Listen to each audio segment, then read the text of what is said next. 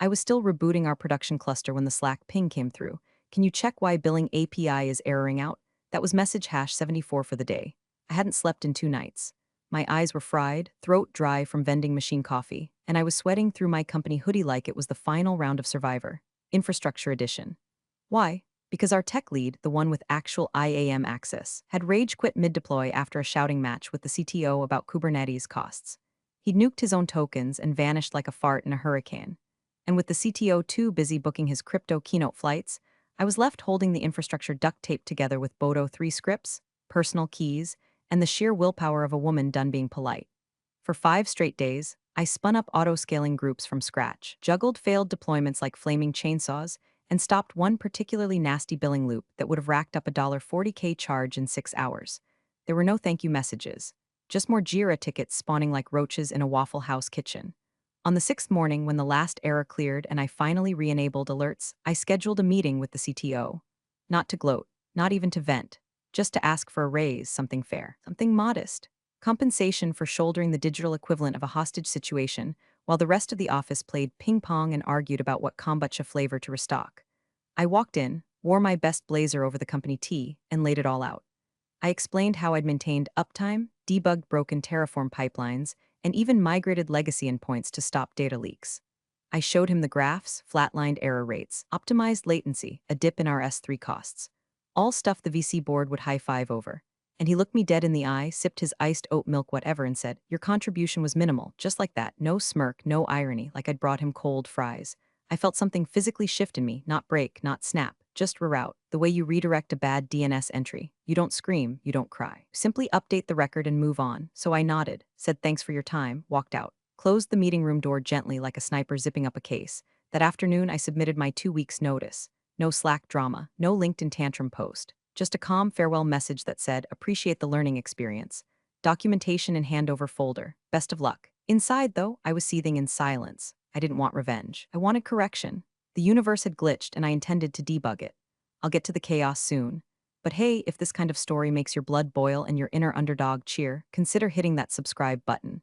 I'm trying to hit 10,000 subscribers for the first time ever, and your click is the digital high five I desperately need. Because this story, it's just getting started. The official IAM request form was broken. Ironic, right? One system we needed to onboard AWS roles during a crisis was routed to a SharePoint black hole, guarded by a 403 error, and a ticket queue manned by ghosts. Meanwhile, our CI/CD pipelines were hemorrhaging errors like a slashed artery, and half the engineering team was too scared to touch production without the tech lead's blessing he'd taken with him when he stormed out with his monitors and a bottle of desk whiskey. I did what I had to do. I used my personal AWS root account. Yeah, the one I'd set up back in my freelancing days. The one with no billing caps, no budget alarms, no org-level policy governors to strangle deployments. Just raw, unthrottled authority. I spun up EC2s across 3 regions, rehydrated RDS backups from cold storage, launched auto-scaling groups, rebuilt VPCs, and rewired half our microservices stack. All on my dime, all to save their ass. The alternative was watching our core product die a public death while our investors refresh status dashboards with rising dread. And guess what? Nobody even noticed. No one asked, hey, why are these new instances tagged with your old consulting alias? Or why do these Lambda roles trace back to an external email? They were too busy clapping at my uptime like it was a halftime show, not a frantic one-woman operation fueled by adrenaline and spite. After the firestorm settled, I tried to fix it the right way. Filed the paperwork, sent the emails. Hi, just a heads up, infrastructure is still temporarily running under a personal AWS account. Please assign new org credentials ASAP so I can migrate ownership. No reply, so I followed up. Added screenshots, tagged 2 senior engineers, I even looped in legal. Crickets. On day 4 post-crisis, I opened a security ticket with explicit language. Root key exposure. Financial liability. Recommending credential rotation within 72 hours. The ticket was marked low priority and closed by someone who spelled my name wrong in the reply. I was tired, not just in the sleep-deprived sense, but in the kind of soul-deep weariness that hits when you're the only adult in a room full of toddlers throwing legacy code like finger paint. But I wasn't panicked. I wasn't bitter. I was just tracking, logging every ignored warning like breadcrumbs. In my final week, I prepared the handover doc like a love letter from a jilted ex. I didn't hold back. There were explicit warnings about billing volatility, credential ownership, potential exposure to runaway resource creation, and an entire appendix titled, Why Using Personal AWS Accounts is a Bad Idea, and why you're still doing it. The response, a comment in Confluence. This feels a little paranoid. Paranoid. Not thank you, not duly noted, not even will review. Just a digital shrug from a CTO who thought cloud cost caps were optional and documentation was something interns did to look busy. By that point, I'd stopped hoping for recognition. What I wanted now, no, what I designed for, was inevitability. Because if there's one thing I know about unmanaged root keys on personal billing accounts, they never stay quiet forever. My last day felt like a bad improv sketch held in the break room. They got me a cake, store-brand vanilla with "Will miss you," piped in blue icing like a lie told by a toddler. The frosting was already crusting under the fluorescent lights, and someone had forgotten to bring plates. We were all eating slices off napkins that soaked through after the first bite. The card made the rounds that morning.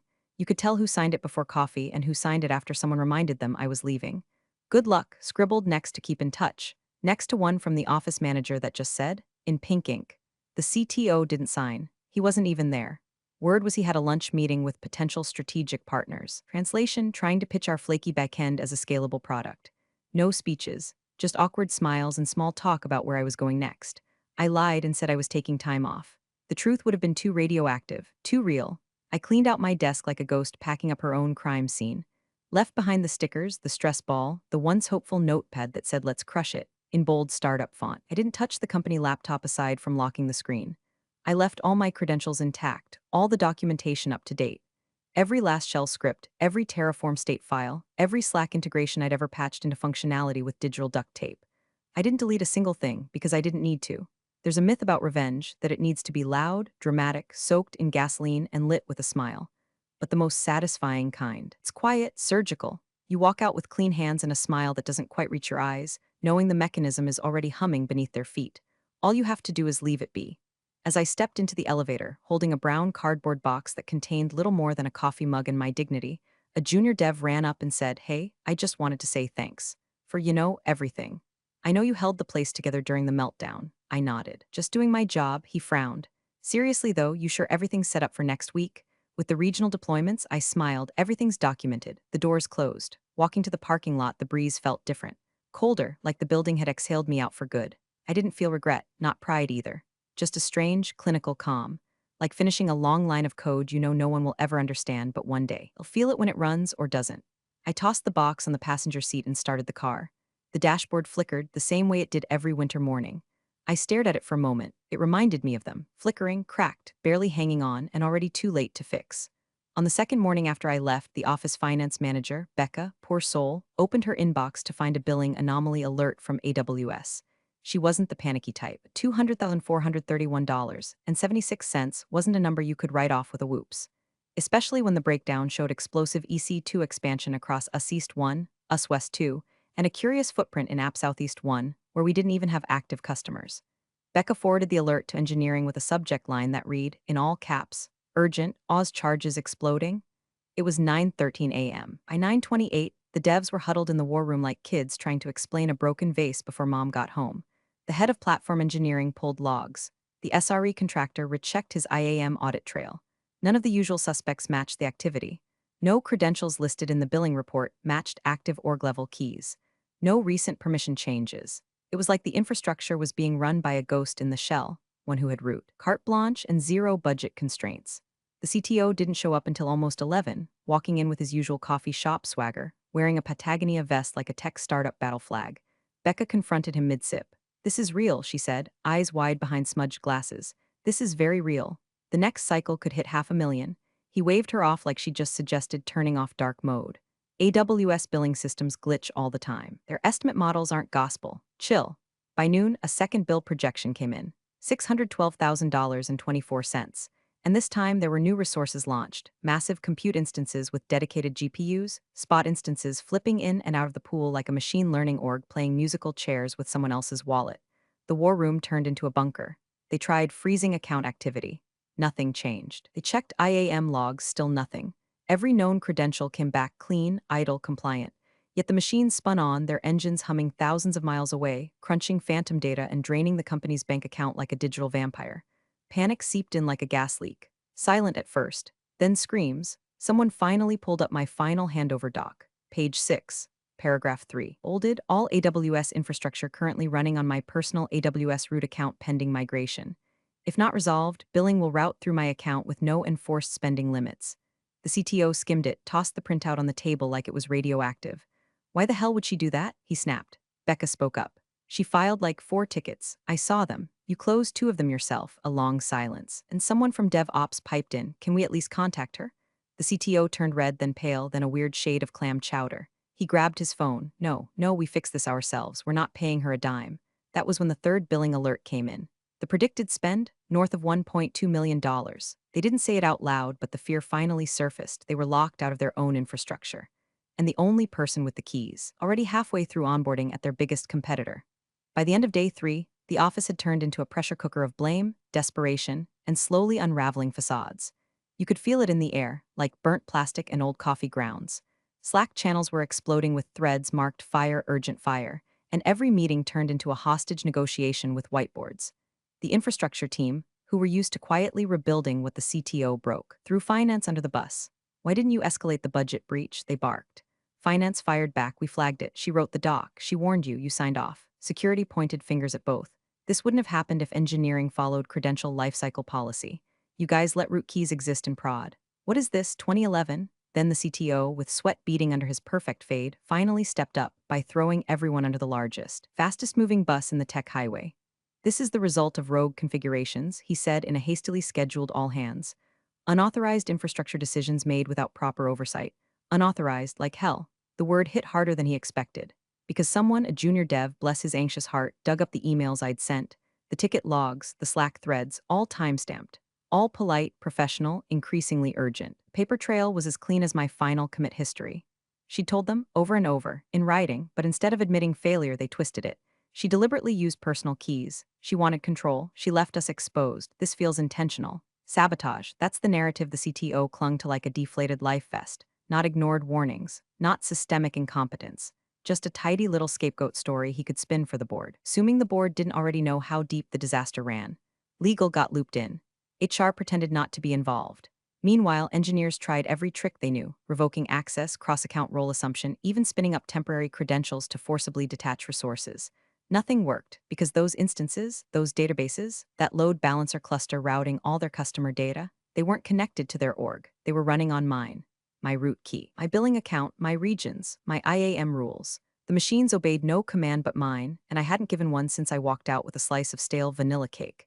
At one point, they tried tearing everything down manually. But AWS isn't a pet project you can just unplug. Every region had dependency chains like a hydra. Kill one head, 3 more spawned. DNS lagged, load balancers flared up. Auto-healing kicked in like a stubborn ghost with backup plans. And no one, not one single person left, knew the full architecture. Because I hadn't built it for them. I'd built it to work, and now, it was working exactly as designed, just not for them.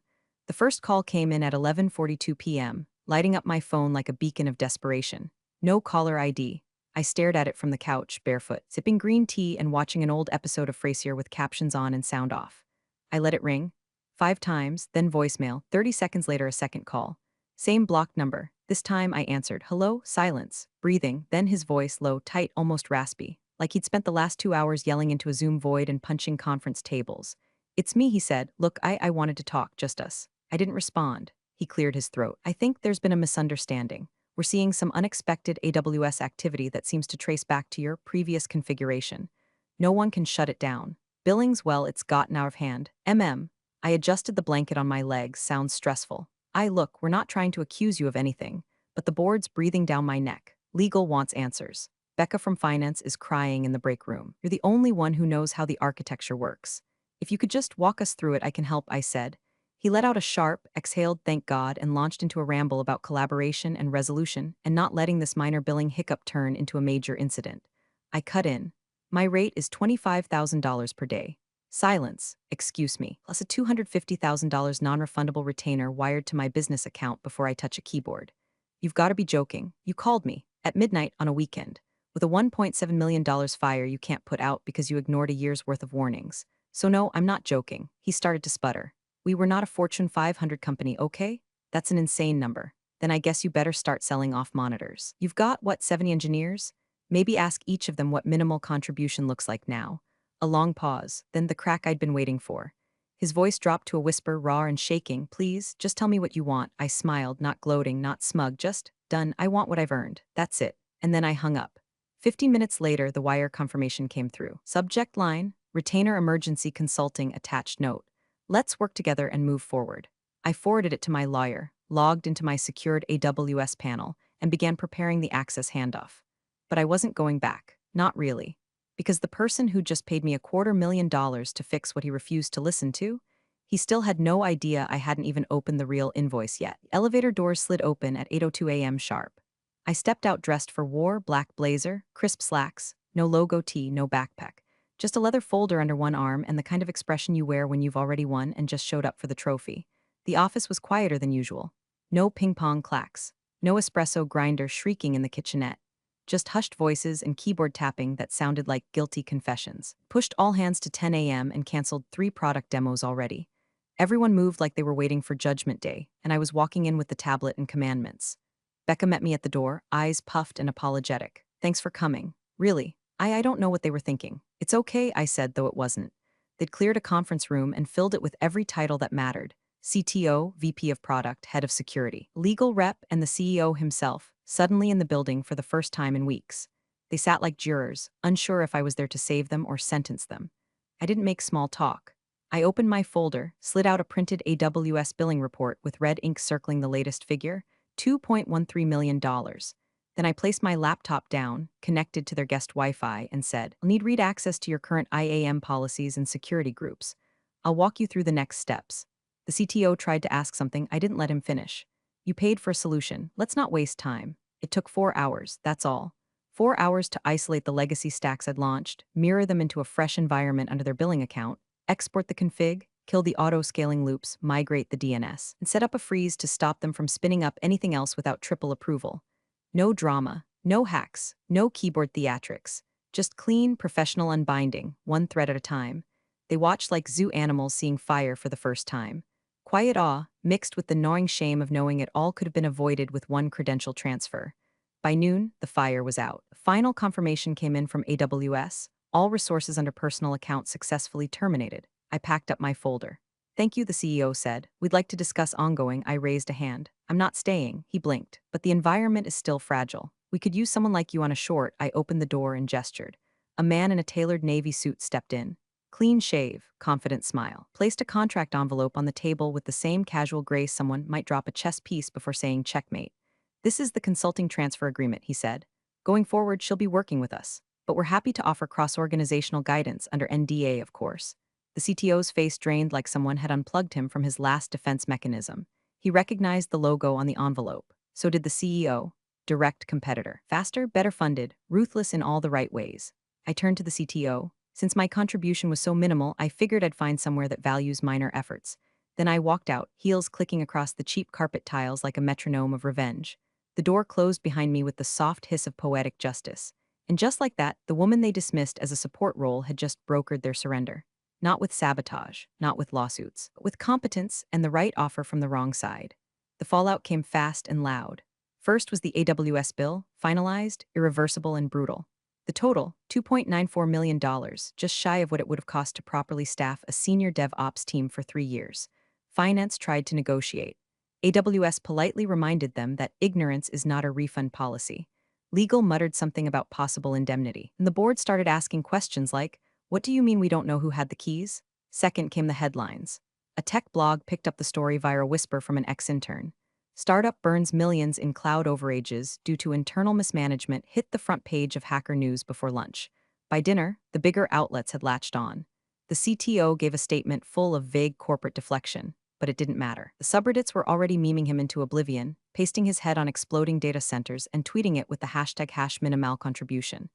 But the third blow, that one hurt the most. It started with quiet exits. A backend dev here, a QA lead there. Then the head of platform engineering put in his notice with a polite one-liner. Looking forward to my next chapter. No details, just clean departure energy. By the end of the quarter, nearly 40% of their senior technical team had walked, many of them straight into open roles at my new company.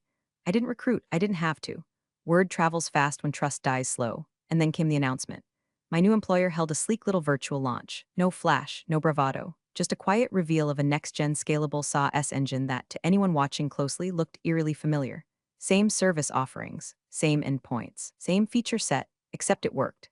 Faster, smarter, cheaper. Same bones, new soul. I wasn't on camera. I didn't need to be. But every line of that system hummed with my fingerprints, the architecture I'd birthed under pressure, refined in silence, and finally liberated from people who thought engineering was something you yelled into existence. A few days after the launch, a package arrived at my desk. Simple brown box. Inside, a massive fruit basket, artfully arranged, packed with everything from blood oranges to imported chocolate-covered blueberries. Sitting atop it was a small white envelope. The card read in black ink and perfect penmanship. Minimal contribution? I disagree. No signature, didn't need one. I placed the note next to my monitor and sat back in my chair. Outside, the city moved on, indifferent and eternal. In the distance, someone else was probably booting up a new cloud stack, oblivious to the cost of arrogance. But me, I wasn't angry anymore. I was billable. Thanks for watching, you cubicle warriors. Hit that subscribe button. Unless you're my old boss, then you're on your own. Revenge of the coffee pot strikes again.